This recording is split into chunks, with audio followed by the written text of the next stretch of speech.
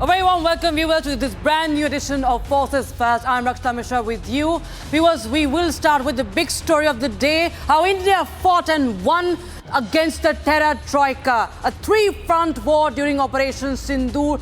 And we will talk about all the angles and how the Indian Army has exposed the terror troika.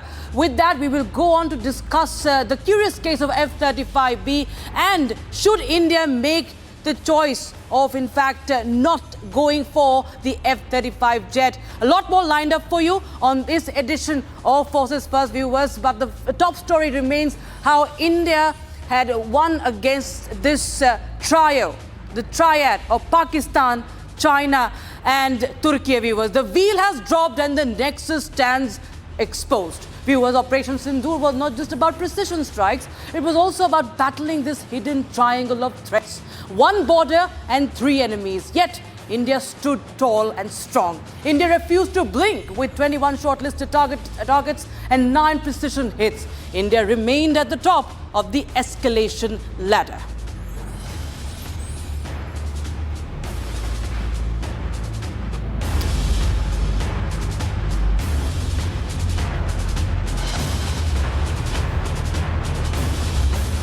So viewers, Lieutenant General Rahul R. Singh revealed how China armed Pakistan and how Turkey backed it.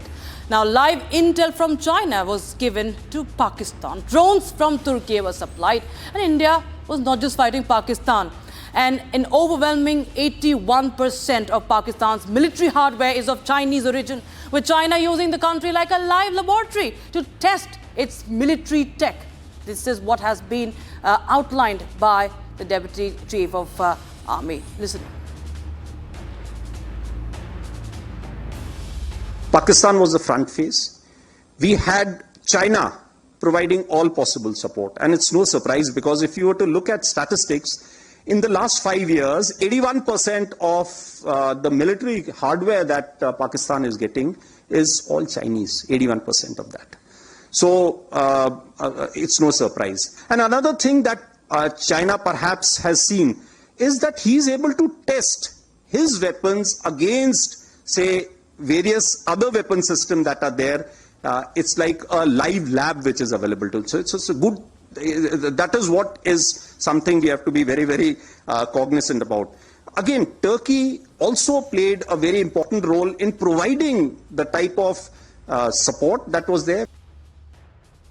There was a message from the military operations, Pakistan, that they would want a ceasefire. And the reason why this particular thing happened, because there was a punch that was ready and they realized that that hidden punch, in case that comes through, Pakistan would be in a very, very bad condition. So that was the reason why they asked for a ceasefire. So there you heard. The Indian Army has set the record straight. Colonel Shailendra Singh, defense expert, joins us on the broadcast. Colonel Singh, thank you so much for joining us on Republic TV on Forces First. And, this is something that we all know. We knew about the Turkish drones. We know how China has been the so-called all-weather ally. But we do understand it was using Pakistan as a borrowed knife. And it was like a live laboratory, sir. And also now, this is a axis of terror, axis of evil, so to speak, that India is now battling. How big you think is the challenge? Yes, India did prevail over them, but from here onwards, what are the lessons we are learning and what is the approach that our forces should take now? Jai Hind, Namaskar. Let me tell you one thing at the outset. I think we have shown to the world that if Israel can fight countries simultaneously, we can also fight 3 countries simultaneously. Out of that, one country happens to be the so-called niche country called as China. More important is what Rahul is saying. Rahul is an absolute straight ramrod officer who will face truth as truth. And 2 parts comes out very clearly. We should be very sure about it. Any conflict with Pakistan will always be supported by China, Turkey or XYZ, somebody or the other. So we will have to always cater for that. We will have to plan for that. Coming down to the next level of it, China, whether we are a live lab or whatever lab, they are increasingly realizing that India has something which can defeat all 3 of them. You kept providing the live vectors and threat, and we did our job and came back also. You couldn't stop us. Bigger worry is Turkey. Giving drones is not the problem.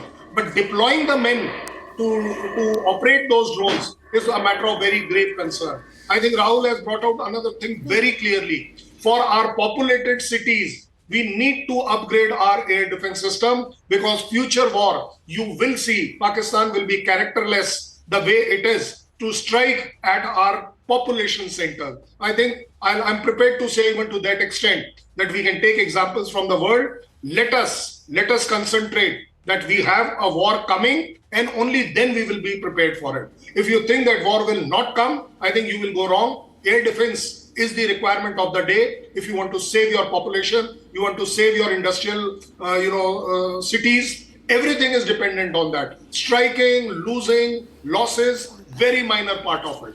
Whether you lose one aircraft or two doesn't make a difference. But what matters most when your civil population suffers the casualty. So I think Air Force, Navy, India, all three need to combine together, and the government and the will of people should be, let us spend that 1 rupee extra and come out with air defense, which is immediate and catering for the imminent threat. If you're going to wait that by 30 or 35, 2035, you'll be raiding with a better kind of air defense. Right. It may not moving correct. So please do it now. It is the need of the day. It is the need of the hour. Right, sir. Colonel Sharendra Singh, thanks so much for joining us with your insights on that story. Viewers, now we get you how this fight is only expanding. Viewers, a diplomatic flight created strategic turbulence in Ankara. Now, Air Chief Marshal A.P. Singh's visit to Greece, the pictures of his visit made Turkey nervous already. And as India and Greece draw closer, there are reports coming in of potential missile deal that have certainly set off the alarm bells in Turkey. The special visit has sent shockwaves across the leadership of Turkey, as Turkey and Greece have been engaged in a long-standing conflict. To remind our viewers, the visit aimed at enhancing bilateral cooperation in operations and training, marking a significant step in strengthening the strategic partnership between the two air forces, especially after what India did in Operation Sindoor and the role of Air Force. Now, there are murmurs of a potential missile deal between India and Greece. And of course, Turkey is not ready for it. And to give us more of a perspective and context to it, we have, in fact, our expert on this. But just telling you, viewers, there's something else that is also brewing in Dhaka. Ankara is making bold moves, viewers. Erdogan is trying to woo Bangladesh as well.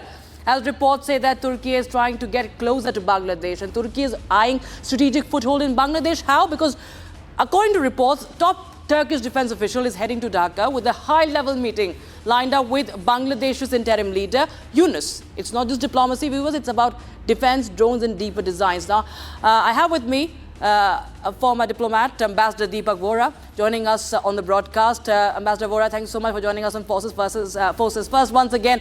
And, India went cold on Turkey during Operation Sindoor, the boycott. Now what we see that India is in fact turning up the heat on Turkey with, these back-to-back visits. We've seen Prime Minister in Cyprus, we've seen Air Chief Marshal in Greece. Now this talk about the missile deal, which is now deemed as a master stroke, sir. And at the same time, you have Turkey cozying up with Bangladesh. Well, thank you very much, ma'am. Always a pleasure to be with you and to learn from you. I just heard what Colonel Saab was talking about in terms of the forthcoming war. I hope it doesn't happen. That's our job to prevent these things happening. As far as Turkey is concerned, let me go back for a second and tell you, ma'am, that you give us all the information about what is happening. Colonel Saab gave us a great and a brilliant analysis of why it is, of how it is happening, while we try and figure out why it's happening. As far as China is concerned, very, very simple. He doesn't care about Pakistan. He uses it as some kind of slave, and if a few slaves die in the process of whatever he's doing, it doesn't matter.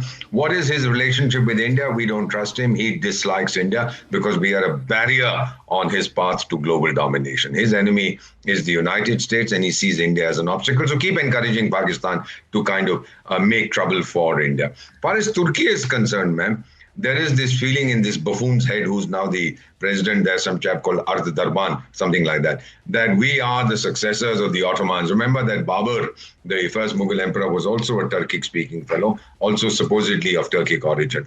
And thereafter, so they've said that we've ruled over the world, etc. He has these ideas. And now India is rightfully ours because Pakistan, which used to be a part of India, of British India, has acknowledged that I'm their god. They genuflect before me, so now why not India?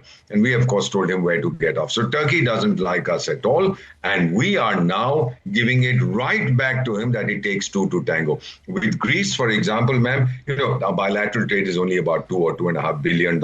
Not very much. We export aluminium, fish, and whatever. They send us a few things. But the big thing now is the defense component. This is truly rattling the Turks. Otherwise, what do the Turks have to do with Pakistan? Except for the fact, initially the Pakistanis said, oh, guys, we are all Arabs. The Arabs said, get lost, you are not. Then said, oh, we are Central Asians. Central Asians said, go away, you are not. Okay, we are Turks.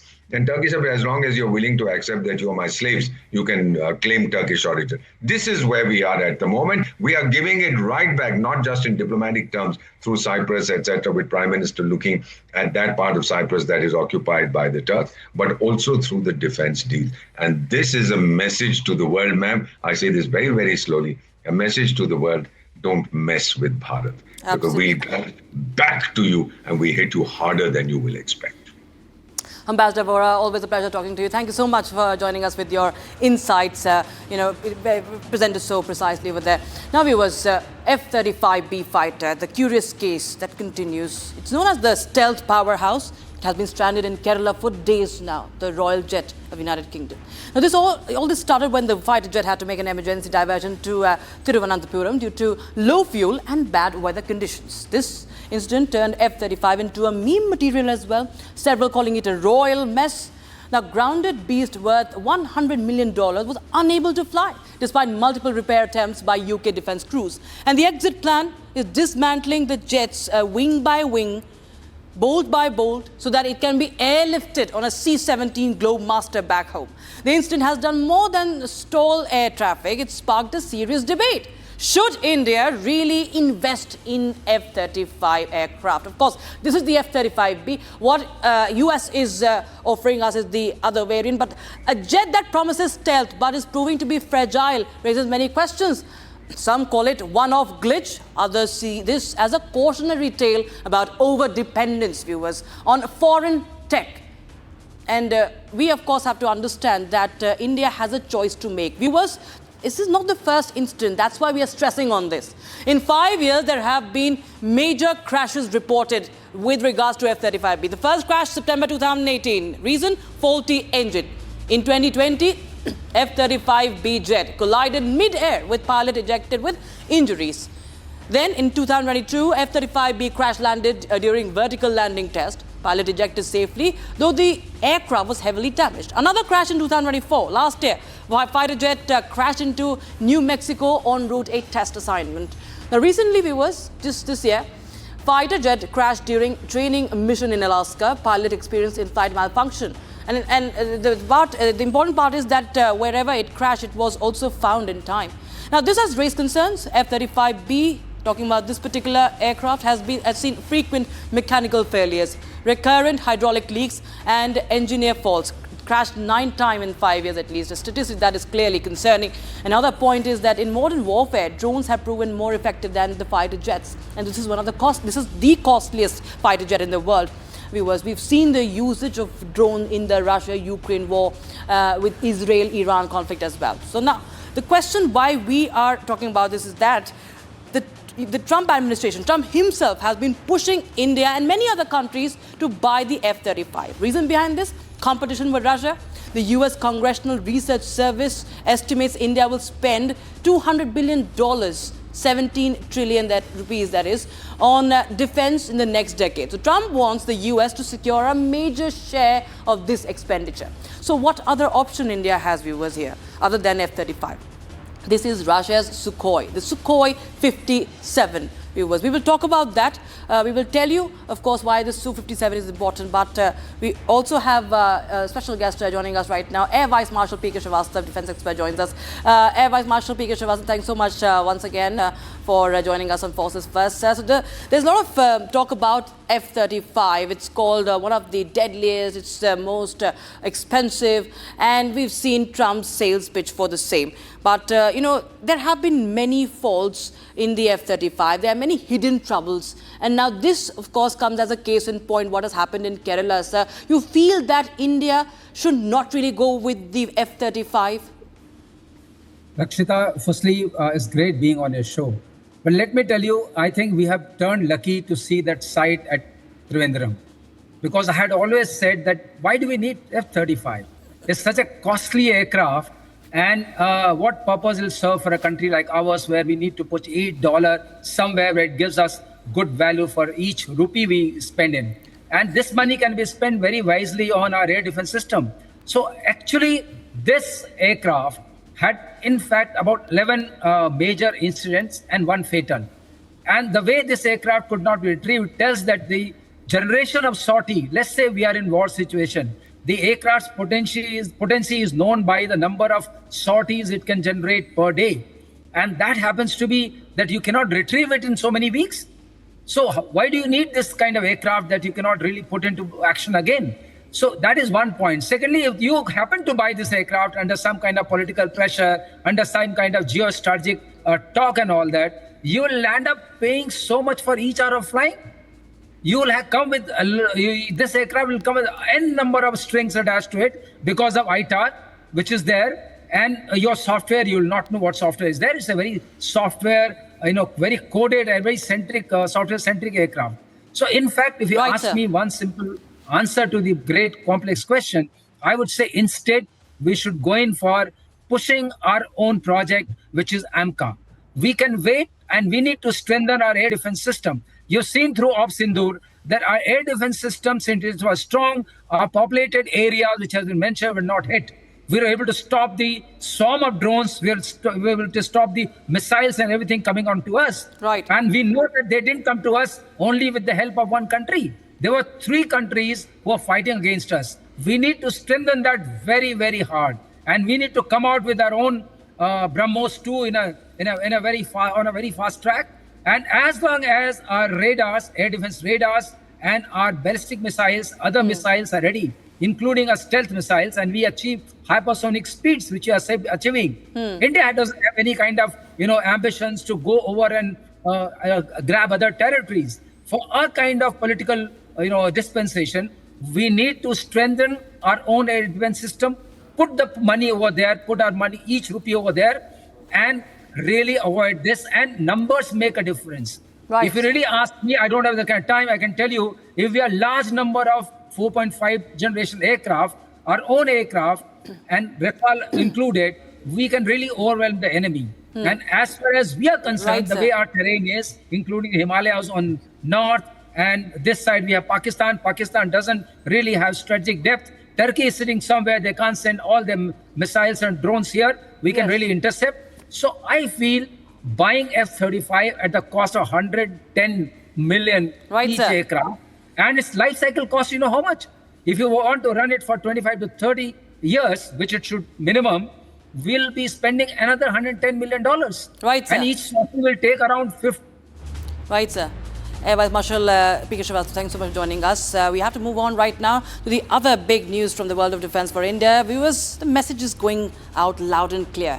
It goes 2,500 kilometers deep. We're talking about the Agni 5, once a nuclear deterrent. It's now reborn as a bunker buster. You heard this word, this phrase, during the Iran-Israel war. The DRDO now is developing a lethal indigenous bunker buster variant of the Agni 5 missile, a weapon that could obliterate underground enemy facilities deep beneath the mountains, concrete bunkers and fortified command centers. What sets this missile apart, viewers, is not just its raw destructive power, but its ability to travel at hypersonic speeds estimated between Mach 8 and Mach 20. That's nearly 10,000 to 24,500 kilometers per hour. At such speeds, enemy air defense systems become virtually useless. By the time detection happens, it's already too late. Pakistan has another reason to be scared. And this time, it's because of Agni 5. And remember, viewers, how Shahbaz Sharif's close aide just spoke about the fear that rattled Pakistan because of the BrahMos. And this is even deadlier. So Agni 5, this is something that Pakistan has all the reasons to fear. And India is eyeing deeper targets now. So this is the Agni 5 Unleashed, viewers. This is India's answer possible answer to United States, mother of all bombs. We heard about the bunker buster, the case of Fordo, the underground nuclear facility. Of course, there are reports that come in that US did not really destroy that. Of course, there is a lot of doubts on that. But nevertheless, there is no doubt about the capabilities of the bunker buster. And remember, that is the bunker buster bomb. India is developing a bunker buster missile. So that is one stark difference. All right, viewers, now we shift our focus to the final segment. We deep dive now, viewers, into a transformative moment for India's defense landscape. A moment that not only fortifies our nation's security, but also redefines its place on the global stage. On 3rd of July, the Defense Acquisition Council, DAC, under the leadership of Defense Minister Arnab Singh, approved a staggering 1.05 lakh crore rupee in capital acquisition proposals, a historic step towards modernizing our armed forces and cementing India's commitment to self-reliance through the Atmanirbhar Bharat initiative. This is more than a procurement milestone. It's a bold declaration of India's ambition to build a future where our defense capabilities are as indigenous as our resolve. So there you have what all India is looking at. Meticulously selected projects categorized under the Buy Indian IDDBM framework. Indigenously designed, developed and manufactured. They represent a seismic shift in how India equips its army, the navy and the air force. Cutting-edge armored recovery vehicles to advanced surface-to-air missiles, from electronic warfare systems to submersible autonomous vessels for the Navy. These acquisitions, viewers, are tailored to meet the challenges of modern warfare while reducing our dependence on foreign imports. And this comes in right after Operation Sindoor. The demand has increased. With over 99% of these projects sourced from the Indian industries, this decision is set to create thousands of jobs also and ignite technological innovation. A major boost, viewers, to Atmanirbharta in defense.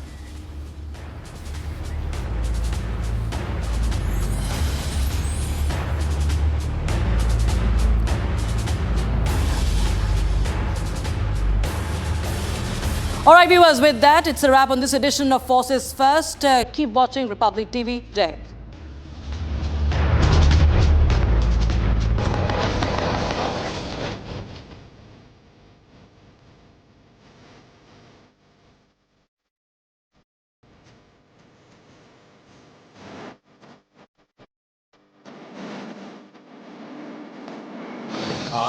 Hind.